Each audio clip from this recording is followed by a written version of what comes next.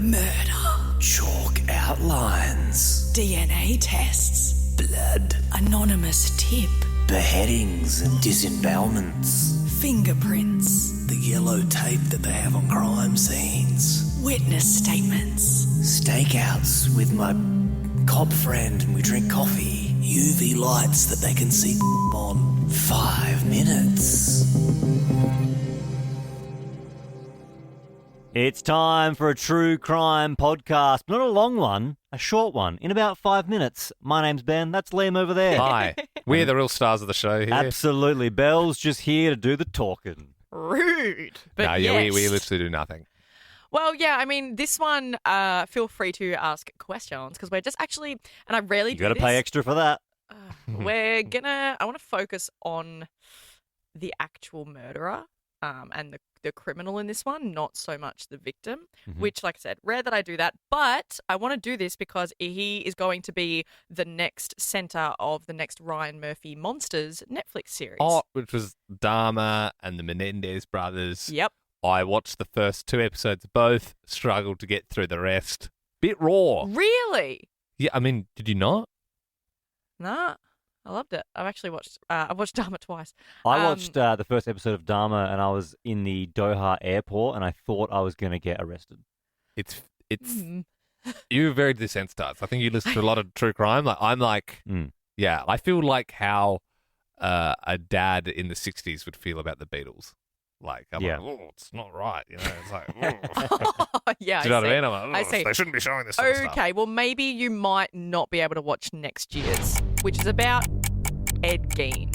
Now, Ed Gein, if you're not familiar... Hang on, is his name Ed Gein or is it Ed Gein? Edward Gein. Edward Gein. And I think I actually saw a picture of this online. Is it true Charlie Hunnam is going to be playing Ed Gein? Correct. That's pretty And- cool. He's a good actor. Well, so the reason that Ed Gein is so famous is actually, if you didn't know this, he's the real-life inspiration behind Hannibal, the Chainsaw Massacre, and Psycho. Really? So Yes. this guy must be a really chill dude.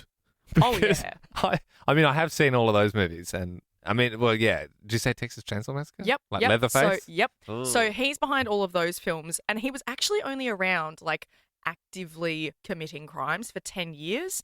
And it was actually, like, dare I say, low number of live victims, but he is so famous because of the sheer gruesomeness of his crimes. What era are we talking? We're talking the 50s. So late 40s to late 50s. It was just a decade. And how many murders that we know of did he commit? 2 active murders. Only 2. I mean, But I know two's Only 2. 2 more than everyone else should commit, but I thought there was going to be, in the dozens. Yeah, Yeah. when you said all these movies were inspired by. All right. Well, I'm gonna talk about the killings, but I'm actually gonna leave a lot of this out because it is very, very gruesome. If you want to look up more, you can look him up. It gets hectic. So there's 2 women that he did kill, but there was 9 and possibly many, many more already deceased women in graves that he dug up and took apart. Okay.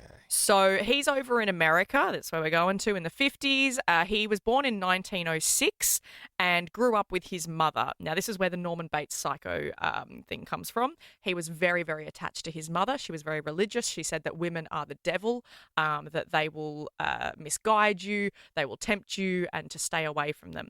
It was him, his dad, who was an alcoholic, and then his brother, his older brother. His older brother didn't like their mother, and he didn't agree with her so much. He mysteriously died in a fire, and Ed was the only one there and led the police to his body. So do with that what you will. Hectic. His father passed away from cancer, and then it was just him and his mother left. So he grew very, very attached to his mum. He started caring for her when she got older. She passed away. After she passed away, that's when the killings started. He started to get attached to people. His first victim was Mary Hogan, and his second victim was Bernice Warden. They both apparently looked and acted a lot like his mum. So they were older women at the time? Older women, Yeah. larger women, women of German background. He got attached to them. They went missing. They were found later at his property. He lived on the family farm.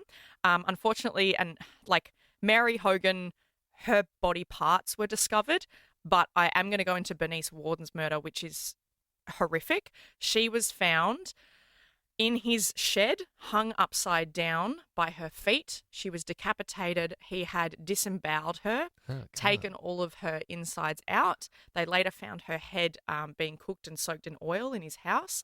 And when they did find that in his house, they also found lampshades made from skin, chair covers from skin. He made a belt made out of women's nipples. He had heads that he'd shrunken and boiled down. And then also he made a big giant suit that looked like a woman's suit that he would put over his body and wear. Brother. Yeah. So they, like I said, 9 graves that he dug up officially, but he said he dug up to 40. So his house was he got covered. caught. He got caught because of Bernice Warden. Her son went to her shop. She was missing. He knew that Ed Gein was hanging around there. He said, go and check out Ed's farm. They went there. They found her. They found everything else. He was known as Weird Ed in the town that he lived in, but everyone just thought he was a little bit odd. Once this was all discovered, they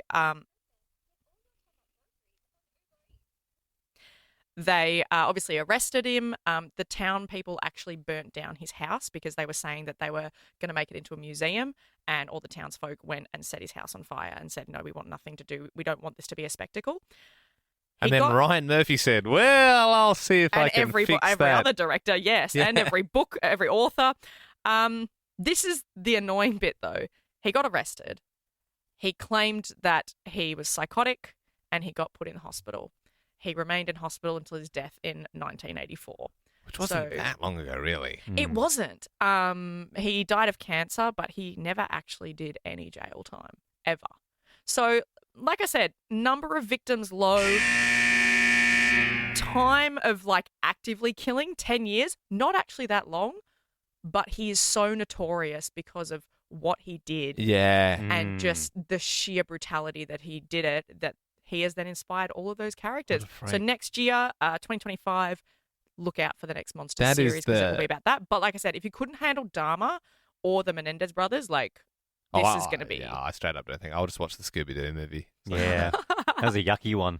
Yeah. Oh, and that's the surface. You honestly. can see why people have made things out of it though. I don't mean like lampshades. I mean it's such a gruesome thing that it inspired all of those. Yeah. Well, actually, side note, he has openly said and hammered home I never ate anyone. I never ate body parts. What a good person. That's that's nice of him. It's good. I'm just saying, all of the Hannibal stuff and everything, it's taken from him, but he... Yeah, he never... put a bit of respect on the guy's name. He didn't eat anyone. There was no kidney and fava beans involved. And a nice candy. Also, though, you said Silence of the Lambs that Buffalo Bill, the killer, makes the lampshade out of the skin. So maybe it inspired the killer. Not necessarily Hannibal, but maybe the movie Silence of the Lambs. So that could be the thing there. There you go. Well, yeah. All right. Bye.